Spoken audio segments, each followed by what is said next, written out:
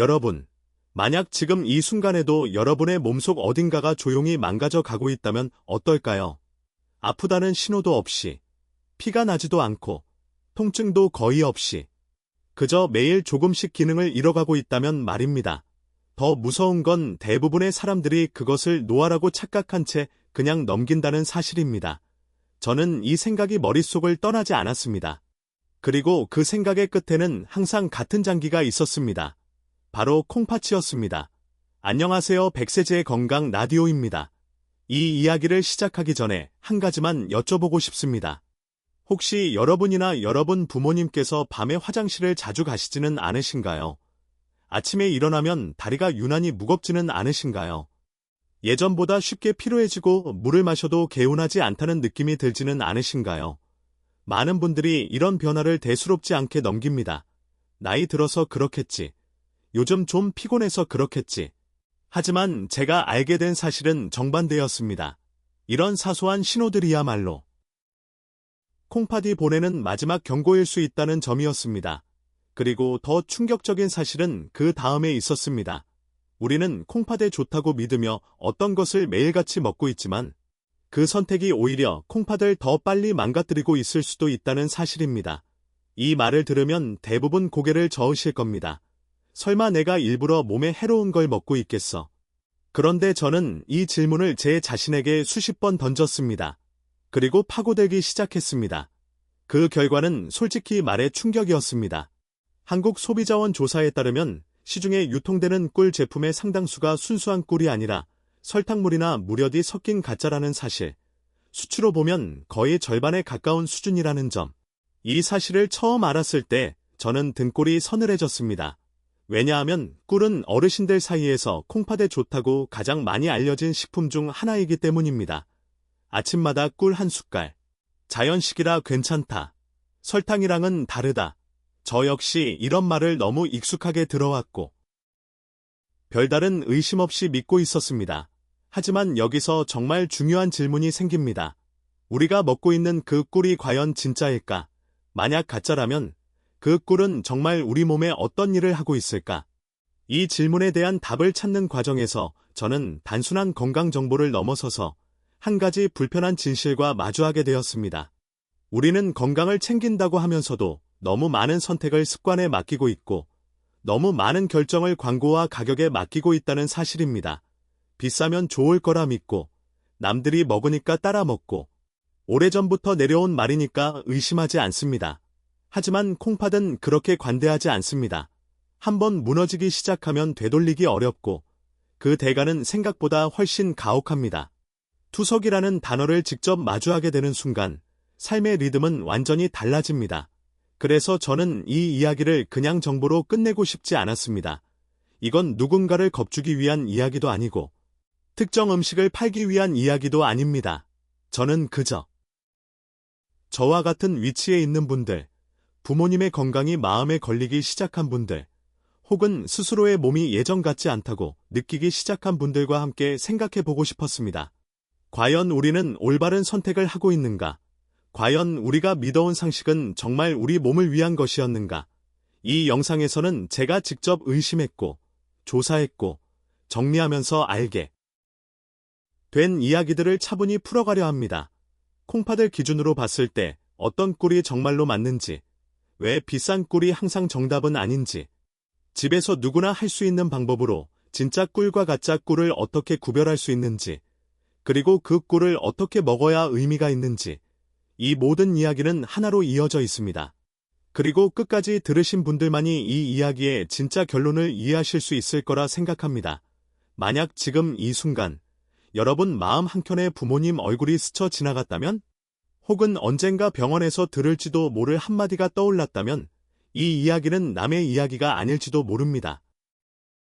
이 채널 백세지의 건강 라디오는 단순한 건강 정보가 아니라 오래 살기 위해 무엇을 먹느냐보다 어떻게 선택하며 사느냐를 함께 고민하는 공간입니다. 이 이야기가 끝까지 이어질 수 있도록 지금 이 자리에서 구독으로 응원해 주신다면 앞으로도 더 깊고 더 솔직한 이야기로 찾아올 수 있는 큰 힘이 됩니다. 이제부터 제가 왜 꿀과 콩팥 이야기를 꺼내게 되었는지, 그리고 우리가 어디서부터 잘못 선택해왔는지, 그 첫 단서를 하나씩 풀어가 보겠습니다. 이 이야기는 생각보다 훨씬 깊고 생각보다 훨씬 중요합니다. 그렇다면 이제 자연스럽게 이런 질문으로 넘어갈 수밖에 없습니다. 우리가 조심해야 할 대상이 가짜 꿀이라면 그 다음 단계는 분명합니다. 그럼 도대체 어떤 꿀이 콩팥에 맞는 꿀인가? 이 질문에 대한 답을 찾는 과정에서 저는 제 스스로의 고정관념부터 무너뜨려야 했습니다. 솔직히 고백하자면 저 역시 한때는 가격표를 믿는 사람이었습니다. 마트 진열대 앞에 서서 꿀병을 들여다볼 때 자연스럽게 눈이 가는 건 늘 더 비싸 보이는 쪽이었습니다. 외국에서 왔다는 문구, 이름조차 낯선 꽃 이름, 그리고 프리미엄이라는 단어. 그 모든 것이 마치 건강을 보장해주는 증표처럼 느껴졌습니다. 몸에 좋은 건 원래 비싼 거라는 생각, 많은 분들이 저와 비슷했을 거라 생각합니다. 하지만 콩팥이라는 장기를 기준으로 하나씩 따져보기 시작하면서 저는 아주 불편한 사실과 마주하게 됐습니다. 콩팥은 좋아 보이는 것에 반응하지 않는다는 사실입니다.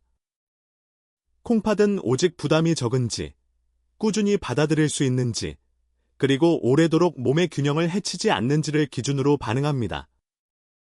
가격표는 콩팥에게 아무 의미가 없었습니다. 그래서 저는 일부러 생각을 단순하게 만들었습니다. 마케팅을 지우고, 유행을 지우고, 오직 콩팥의 입장에서 생각해 보기로 했습니다. 그렇게 하나씩 꿀의 종류를 다시 바라보기 시작했습니다. 가장 먼저 눈에 들어온 건 수입 꿀이었습니다. 가격이 비교적 저렴한 제품도 많고, 대량으로 유통되다 보니 접근성도 좋습니다.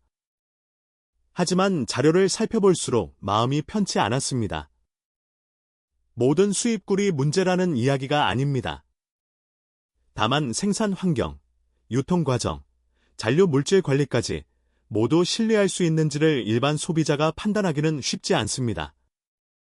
특히 콩팥은 체내로 들어온 것을 걸러내는 마지막 관문이기 때문에 미세한 부담도 시간이 쌓이면 큰 차이를 만들어냅니다. 싸다는 이유 하나만으로 선택하기엔 콩팥이 감당해야 할 리스크가 너무 크다는 생각이 들었습니다. 그 다음으로 많은 분들이 무난하게 고르는 것이 자파꿀입니다. 여러 꽃에서 채집된 꿀, 특별히 나쁘지는 않다는 인식. 저 역시 처음엔 그렇게 생각했습니다. 그런데 문제는 나쁘지 않다는 말과 콩팥에 맞다는 말이 전혀 다른 의미라는 점이었습니다.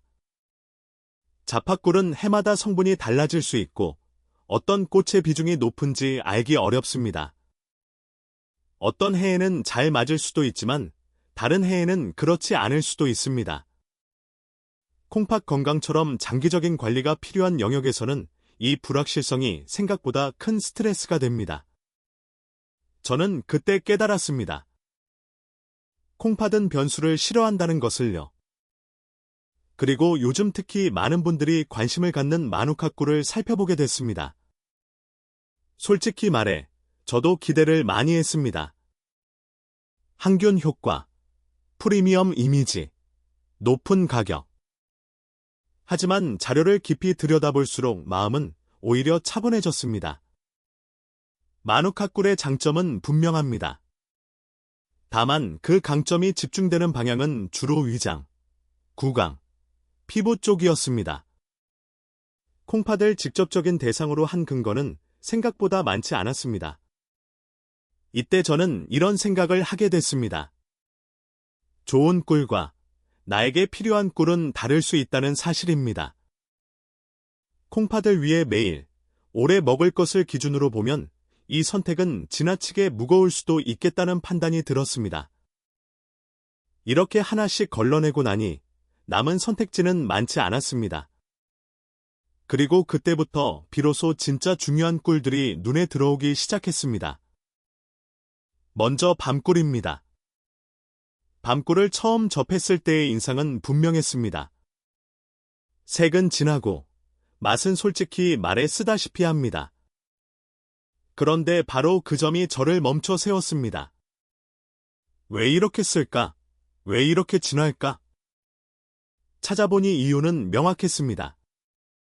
밤꿀에는 폴리페놀을 비롯한 항산화 성분이 다른 꿀에 비해 훨씬 풍부하게 들어 있습니다. 이 성분들은 콩팥에서 발생하는 산화 스트레스를 줄이는 데 중요한 역할을 합니다. 콩팥 기능이 서서히 떨어지는 과정에서 가장 먼저 나타나는 문제가 바로 만성적인 염증과 피로인데, 밤꿀은 이 부분을 정면으로 겨냥하고 있었습니다. 특히 인상 깊었던 건 콩팥 기능 저하와 함께 기온이 떨어지고 빈혈 증상을 겪는 어르신들에게 밤꿀이 비교적 잘 맞는 경우가 많다는 점이었습니다. 다만 모든 사람이 같은 반응을 보이는 건 아니었습니다. 맛이 강하기 때문에 거부감이 생길 수도 있고, 혈당 관리가 중요한 분들에게는 양 조절이 필수였습니다. 그래서 저는 밤꿀을 이렇게 정리하게 됐습니다. 분명히 좋은 꿀이지만 선택에는 신중함이 필요한 꿀. 그리고 마지막으로 남은 것이 아카시아 꿀이었습니다. 사실 이 꿀은 너무 흔해서 오히려 깊게 생각해 본 적이 없었습니다. 하지만 콩팥을 기준으로 다시 들여다보니 이 흔함이 오히려 강점이라는 사실이 보이기 시작했습니다. 아카시아 꿀은 과당 비율이 높고 포도당 비율이 낮아 혈당을 비교적 천천히 올립니다. 콩팥이 약해진 분들 중 상당수가 혈당 문제를 함께 겪고 있다는 점을 생각하면 이 부분은 무시할 수 없는 장점입니다. 또 하나 중요한 점은 결정화입니다. 많은 꿀들이 시간이 지나면 굳어버리고 결국 뜨거운 물에 녹여 먹게 됩니다. 하지만 뜨거운 물은 꿀 속의 효소를 파괴합니다. 콩팥을 위해 먹는 꿀의 핵심을 스스로 없애버리는 셈입니다. 아카시아 꿀은 결정화가 느려 미지근한 물에도 자연스럽게 풀립니다. 이 작은 차이가 매일 반복되면 결과는 결코 작지 않습니다. 알레르기 반응이 비교적 적다는 점, 국내에서 생산되어 유통 경로가 비교적 명확하다는 점, 그리고 무엇보다 매일 먹어도 부담이 적은 맛과 가격. 이 모든 요소를 하나로 놓고 보니 제 결론은 점점 분명해졌습니다. 콩팥을 기준으로 보면 가장 균형 잡힌 선택은 아카시아 꿀이라는 생각입니다. 이렇게 정리하고 나니 선택이 오히려 단순해졌습니다. 부드럽고 꾸준함을 원한다면 아카시아 꿀, 더 강한 항산화 효과를 원한다면 밤꿀. 이 두 가지 안에서만 선택해도 이미 많은 실수를 피할 수 있습니다. 하지만 바로 그 순간 저는 또 하나의 벽에 부딪혔습니다. 아무리 맞는 꿀을 골랐다고 해도 그 꿀이 진짜가 아니라면 모든 선택은 처음부터 다시 무의미해진다는 사실이었습니다. 그래서 제 질문은 자연스럽게 다음 단계로 넘어가게 됩니다. 우리는 과연 집에서 진짜 꿀과 가짜 꿀을 구별할 수 있을까? 이 질문에 대한 답을 찾는 과정이 생각보다 훨씬 현실적이고 중요했습니다. 그래서 결국 이 질문 앞에 서게 됩니다. 아카시아 꿀이든 밤꿀이든 방향을 잡았다면 이제 남은 건 하나뿐입니다. 지금 내가 손에 들고 있는 이 꿀이 과연 진짜인가? 이 질문에 답하지 못하면 앞서 고민했던 모든 선택은 한순간에 의미를 잃어버립니다. 솔직히 말해 이 지점에서 저는 가장 큰 좌절감을 느꼈습니다. 어떤 꿀이 콩팥에 맞는지는 이해가 되기 시작했는데 정작 현실에서는 그것이 진짜인지 아닌지를 판단할 방법이 막막했기 때문입니다. 병원이나 연구소에서는 성분 분석을 통해 정확히 구분할 수 있다고 합니다. 하지만 꿀 한 병을 사기 위해 매번 검사를 의뢰할 수는 없습니다. 결국 우리는 소비자의 위치에서 아주 현실적인 방법을 찾아야 했습니다. 그때 제가 느낀 감정은 분노에 가까웠습니다. 왜 이렇게 중요한 정보를 우리는 늘 나중에야 알게 되는 걸까? 왜 좋다는 말은 넘쳐나는데 어떻게 구별하느냐에 대한 설명은 이렇게 적을까? 특히 어르신들은 한번 믿으면 오래 믿는 세대입니다. 자연식이라는 말, 오래된 민간요법이라는 말 앞에서는 의심을 접어두는 경우가 많습니다. 바로 그 지점을 노리고 가짜가 끼어든다는 사실이 마음을 더 무겁게 만들었습니다. 그래서 저는 다시 마음을 가다듬고 기준을 세웠습니다. 전문가가 아니어도 할 수 있어야 하고, 집에서 가능해야 하며, 특별한 도구가 없어야 한다. 그렇게 찾은 것이 바로 몇 가지 단순하지만 의미 있는 테스트들이었습니다. 완벽하지는 않지만 여러 방법을 함께 사용하면 대부분의 가짜 꿀을 걸러낼 수 있는 방법들이었습니다. 가장 먼저 알게 된 것은 물 테스트였습니다. 이 방법을 처음 접했을 때 저는 반신반의했습니다. 너무 간단해 보였기 때문입니다. 하지만 실제로 해보고 나니 생각보다 많은 걸 말해주고 있었습니다. 유리컵에 물을 반 정도 채우고 꿀을 한 숟갈 떨어뜨렸을 때 진짜 꿀은 서두르지 않습니다. 천천히, 묵직하게 가라앉으며 실처럼 길게 늘어집니다.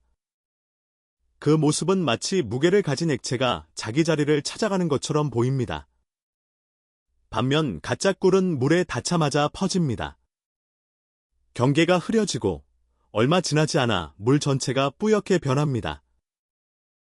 그 장면을 보고 저는 오히려 허탈한 웃음이 나왔습니다. 이렇게 단순한 차이가 있었는데 왜 그동안 한 번도 확인해보지 않았을까 하는 생각 때문이었습니다. 다음으로 알게 된 것이 휴지 테스트였습니다. 화장지나 키친타월 위에 꿀을 떨어뜨리는 방법입니다. 이 역시 처음에는 별 기대 없이 시도했습니다. 하지만 결과는 꽤 분명했습니다. 진짜 꿀은 쉽게 스며들지 않습니다. 방울 형태를 어느 정도 유지하며 자리를 지킵니다. 반대로 수분이 많은 꿀은 휴지에 금방 스며들어 얼룩을 만듭니다. 이 모습을 보면서 저는 꿀이라는 것이 생각보다 농도와 밀도에서 많은 것을 말해주고 있다는 걸 느꼈습니다. 불 테스트는 조금 조심스러웠습니다. 불이라는 요소가 들어가면 언제나 긴장이 됩니다. 하지만 이 테스트 역시 꿀의 본질적인 차이를 드러내줍니다. 면봉 끝에 꿀을 묻혀 불을 붙였을 때 진짜 꿀은 비교적 안정적으로 타오르며 특유의 달콤한 냄새를 냅니다. 반면 가짜 꿀은 불이 잘 붙지 않거나 붙어도 금방 꺼지며 치지직거리는 소리를 냅니다. 물이 섞여 있다는 증거입니다. 이 테스트를 통해 저는 한 가지를 더 실감하게 됐습니다. 가짜 꿀은 겉모습만 흉내냈을 뿐 본질에서는 결국 차이를 숨기지 못한다는 사실입니다. 빵 테스트는 조금 다른 느낌이었습니다. 이건 눈으로 보는 것보다 시간이 필요합니다. 식빵 위에 꿀을 바르고 잠시 기다리면 진짜 꿀은 빵의 수분을 끌어당기면서 표면을 단단하게 만듭니다. 빵이 오히려 바삭해지는 느낌이 들기도 합니다. 반대로 가짜 꿀은 시간이 지날수록 빵을 눅눅하게 만듭니다. 이 차이를 보면서 저는 꿀이 단순히 단맛의 문제가 아니라 주변 환경과 어떻게 상호작용하는지에 따라 본질이 드러난다는 걸 느꼈습니다.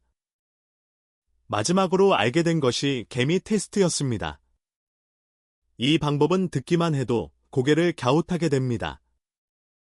정말 개미가 꿀을 가려낼 수 있을까? 하지만 이 테스트에는 오랜 경험에서 비롯된 지혜가 담겨 있었습니다.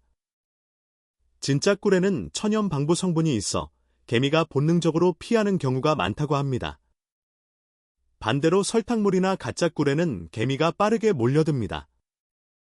실제로 이 방법을 시도해 본 분들의 이야기를 들어보면 생각보다 결과가 명확한 경우가 많습니다. 이 테스트를 알게 되었을 때 저는 오래된 지혜가 현대에도 여전히 유효하다는 사실에 묘한 감동을 느꼈습니다. 이렇게 5가지 방법을 알게 되고 나서 저는 더 이상 막막하지 않았습니다. 중요한 건 하나의 테스트에 모든 판단을 맡기지 않는다는 점이었습니다. 2가지, 3가지를 함께 보면 꿀의 정체는 생각보다 분명하게 드러납니다. 이 과정에서 제가 느낀 가장 큰 변화는 확인하는 습관이 생겼다는 점이었습니다. 예전에는 라벨과 가격만 보고 선택했다면 이제는 한 번 더 확인하고 한 번 더 의심하게 됐습니다. 그 차이가 바로 콩팥을 대하는 태도의 차이라는 생각이 들었습니다. 하지만 여기서 끝이 아니었습니다. 테스트를 하는 것보다 더 중요한 단계가 하나 남아 있었습니다. 바로 애초에 가짜 꿀을 살 가능성을 줄이는 것입니다. 아무리 테스트를 잘해도 잘못된 선택을 반복하면 피로감만 쌓입니다. 그래서 저는 구매 단계에서 몇 가지 원칙을 세우게 됐습니다. 지나치게 싼 가격을 의심하고, 생산자 정보가 분명한지를 확인하고, 가능하다면 얼굴이 보이는 곳에서 구매하는 것, 이 원칙들은 단순하지만 오랫동안 마음을 편하게 만들어 주었습니다. 이 과정을 거치면서 저는 깨달았습니다. 진짜 꿀을 가려내는 일은 단순히 식품을 고르는 문제가 아니라 내 몸을 어떻게 대하느냐에 대한 태도의 문제라는 것을요. 콩팥은 조용히 일하지만 그만큼 우리가 대신 신중해져야 하는 장기입니다. 이제 우리는 한 가지 중요한 지점에 도달했습니다. 콩팥에 맞는 꿀을 알고 그 꿀이 진짜인지 확인할 수 있게 되었습니다. 그렇다면 다음 질문은 자연스럽게 이어집니다. 이 꿀을 어떻게 먹어야 비로소 의미가 생길까? 바로 그 이야기가 다음 단계에서 가장 중요해집니다. 이제 우리는 같은 질문 앞에 서게 됩니다. 콩팥에 맞는 꿀을 고르고 그것이 진짜라는 것까지 확인했다면 다음 단계는 더 이상 선택의 문제가 아니라 방식의 문제라는 점입니다. 같은 재료라도 어떻게 다루느냐에 따라 결과는 전혀 다른 방향으로 흘러간다는 사실을 저는 이 지점에서 가장 뼈저리게 느꼈습니다. 솔직히 말하면 예전에 저는 꿀을 아주 단순하게 생각했습니다. 숟가락으로 떠서 먹거나 물에 대충 타서 마시면 그만이라고 여겼습니다. 그런데 콩팥이라는 장기를 기준으로 생각해보니 이런 태도는 너무 무심했습니다. 콩팥은 빠른 자극을 좋아하지 않고 갑작스러운 변화를 싫어합니다. 일정한 온도, 일정한 리듬, 그리고 몸이 받아들이기 쉬운 형태를 선호합니다. 그래서 저는 질문을 바꿨습니다. 꿀이 몸에 들어가는 순간이 아니라 별표 몸이 꿀을 받아들이는 과정 별표를 생각해 보기로 한 겁니다. 그 과정에서 다시 눈에 들어온 것이 오래된 조합들이었습니다. 유행을 타지 않고 화려하지도 않지만 오랫동안 남아있는 방식들. 그 중에서도 콩팥의 성질과 특히 잘 맞는 조합이 3가지 있었습니다. 이 조합들이 흥미로웠던 이유는 단순히 성분을 더하는 방식이 아니라 꿀이 가진 성질을 부드럽게 이끌어주는 역할을 하고 있었기 때문입니다. 가장 먼저 떠오른 조합은 꿀과 생강이었습니다. 생강은 몸을 따뜻하게 한다는 말로 너무 쉽게 설명되곤 하지만 제가 주목한 건 그 따뜻함의 방향이었습니다. 생강에 옮기는 것에서 잠깐 열을 올리는 방식이 아니라 안쪽에서 천천히 순환을 돕는 성질에 가깝습니다. 콩팥이 약해지면 손발이 차가워지고 아랫배에 냉기가 머무는 경우가 많습니다. 이런 상태에서 생강의 따뜻함은 콩팥으로 가는 혈류의 흐름을 부드럽게 만들어줍니다. 여기에 꿀이 더해지면 자극은 줄고 지속성은 늘어납니다. 저는 이 조합을 마시면서 효과라는 말보다 편안함이라는 표현이 더 어울린다고 느꼈습니다. 몸이 갑자기 변하는 느낌이 아니라 서서히 풀리는 느낌. 아침이나 날씨가 차가운 날에 이 조합이 특히 잘 맞는 이유도 여기에 있다고 생각합니다. 두 번째로 깊이 들여다보게 된 조합은 꿀과 레몬이었습니다. 레몬을 떠올리면 많은 분들이 먼저 신맛을 생각합니다. 그래서 콩팥에 자극적이지 않을까 걱정하는 분들도 계십니다. 저 역시 처음에는 망설였습니다. 하지만 중요한 건 양과 방식이었습니다. 레몬의 구연산은 몸속에서 노폐물이 쌓이는 과정을 완화하는 데 도움을 줄 수 있고 꿀과 함께 섭취하면 그 자극이 부드럽게 조절됩니다. 제가 이 조합에서 인상 깊게 느낀 점은 몸이 스스로 정리되는 느낌이었습니다. 아침에 미지근한 물에 꿀과 레몬을 섞어 마시면 억지로 무언가를 하는 느낌이 아니라 자연스럽게 흐름이 열리는 듯한 감각이 듭니다. 다만 이 조합은 분명히 주의가 필요합니다. 공복 섭취가 부담스러운 분들도 있고 치아나 위장 상태에 따라 맞지 않을 수도 있습니다. 그래서 저는 이 조합을 모두에게 좋은 방법이라기보다 몸의 신호를 들을 수 있는 분들에게 선택지가 되는 방법이라고 생각하게 되었습니다. 세 번째 조합은 꿀과 마늘이었습니다. 이 조합을 처음 들었을 때의 반응은 대부분 비슷합니다. 정말 괜찮을까? 너무 강하지 않을까? 저 역시 같은 생각을 했습니다. 하지만 이 조합을 오래 지켜보며 느낀 건 마늘의 성질이 꿀을 만나면서 전혀 다른 방향으로 바뀐다는 점이었습니다. 마늘은 혈관과 혈압이라는 문제와 깊이 연결되어 있습니다. 혈압이 안정되지 않으면 콩팥의 미세혈관은 지속적으로 부담을 받습니다. 꿀에 마늘을 재워두면 자극은 줄어들고 흡수는 부드러워집니다. 저는 이 조합이 특히 인상 깊었던 이유가 하나 더 있습니다. 바로 지속성입니다. 마늘을 그대로 먹기 힘들어하던 분들도 꿀에 담긴 형태로는 비교적 꾸준히 이어갈 수 있었기 때문입니다. 어떤 방법이 효과가 있느냐보다 얼마나 오래 이어갈 수 있느냐가 더 중요하다는 사실을 이 조합이 다시 한번 상기시켜 주었습니다. 이 세 가지 조합을 보면서 저는 한 가지 공통점을 발견했습니다. 모두 꿀을 중심에 두고 있지만 꿀을 앞세우지 않는다는 점입니다. 꿀이 주인공이 아니라 몸의 흐름을 조율하는 매개체로 작용하고 있었습니다. 그래서 이 조합들은 강요하지 않고 서두르지 않습니다. 콩팥이 좋아하는 방식과 닮아 있었습니다.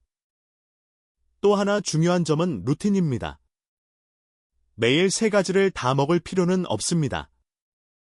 오히려 그렇게 하면 부담이 됩니다.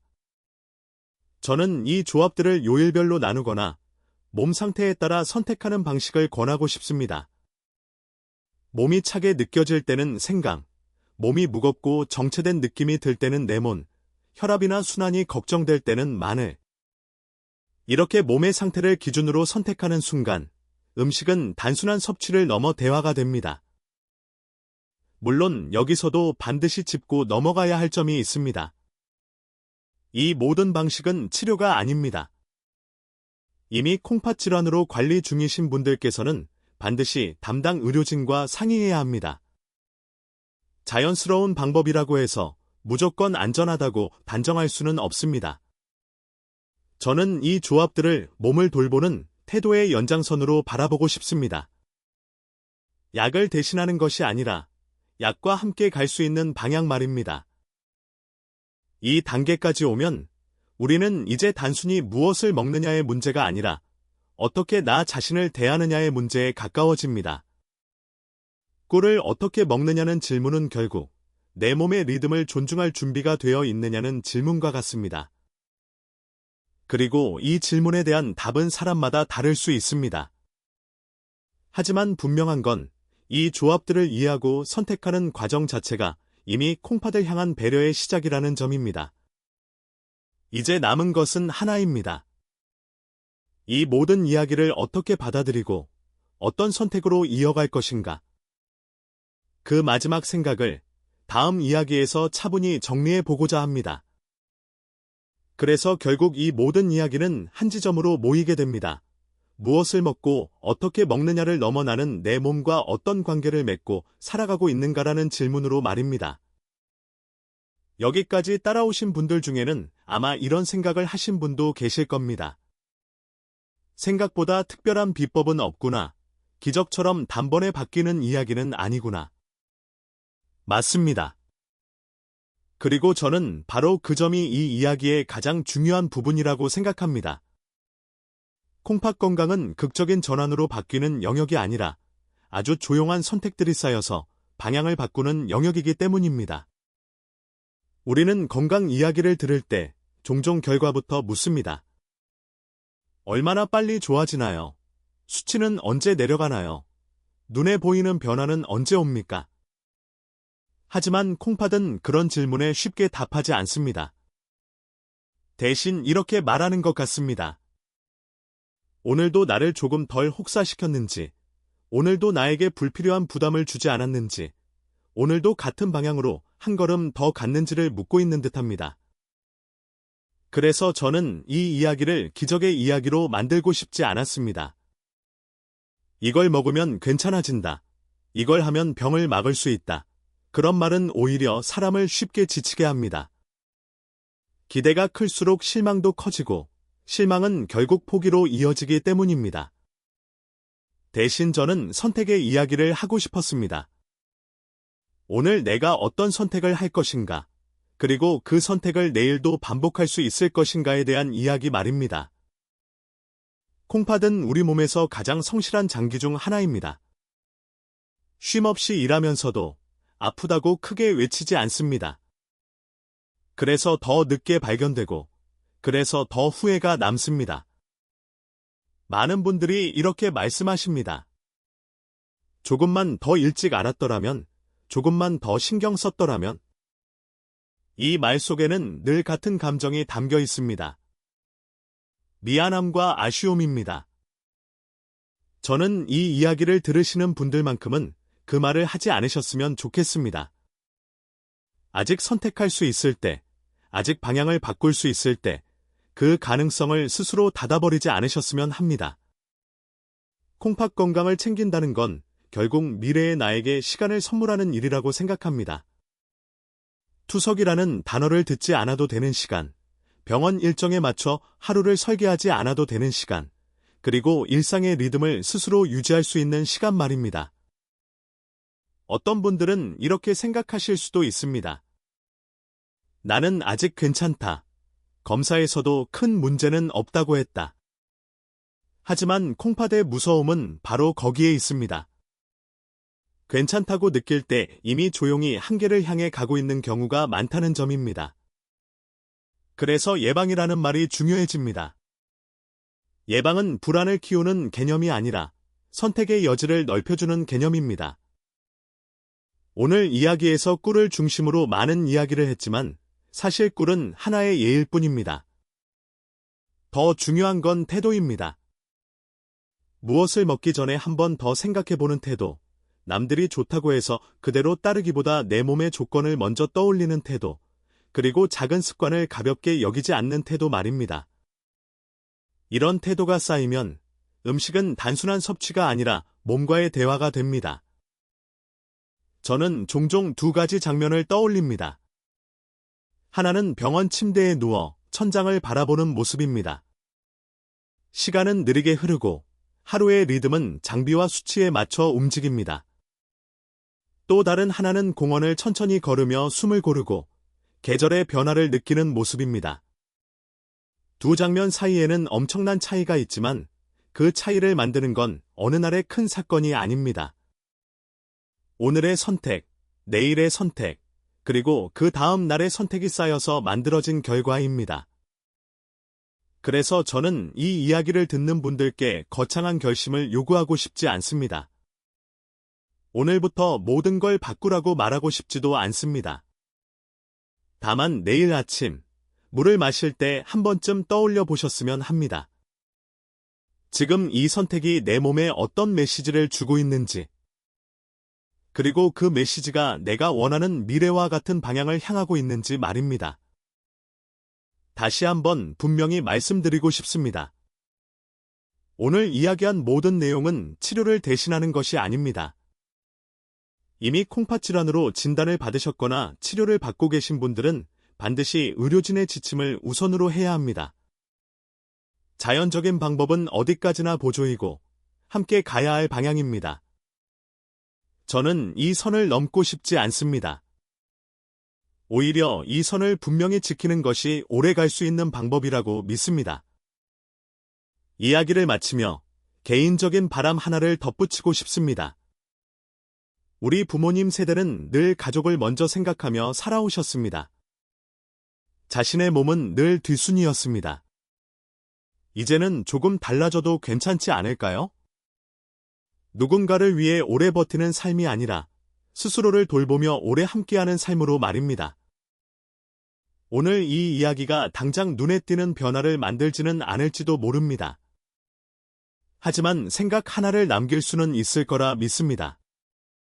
그 생각이 내일의 선택을 조금 바꾸고, 그 선택이 다음 달의 몸 상태를 바꾸고, 결국 몇 년 뒤의 삶을 바꿀 수도 있습니다. 저는 그 가능성 하나만으로도 이 이야기를 나눌 가치가 충분하다고 생각합니다. 지금 이 순간, 내 몸은 여전히 조용히 일하고 있습니다.